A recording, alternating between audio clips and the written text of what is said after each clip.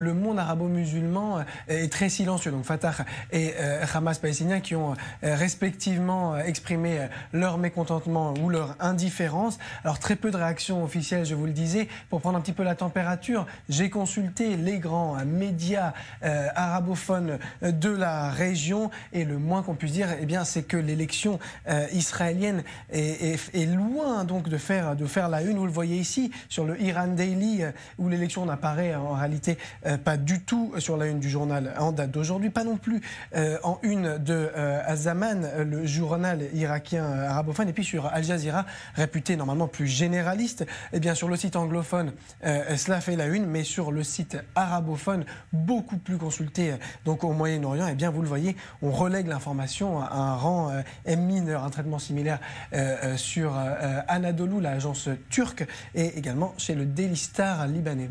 Alors comment est-ce qu'on peut expliquer, Nathanaël, ce relatif silence autour de l'élection israélienne? Alors il y a deux types d'explications à mon sens. Les explications conjoncturelles.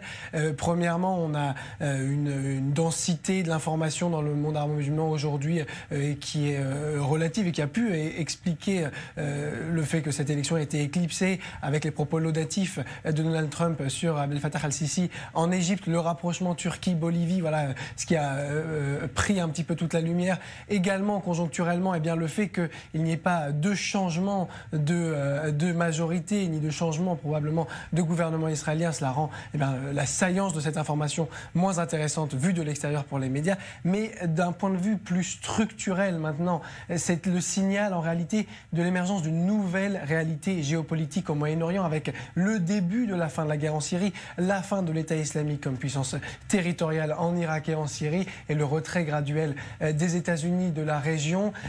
L'agenda est désormais centré sur cet affrontement entre l'Arabie Saoudite et l'Iran, le bloc Arabie Saoudite qui inclut Israël et le bloc Iran qui inclut le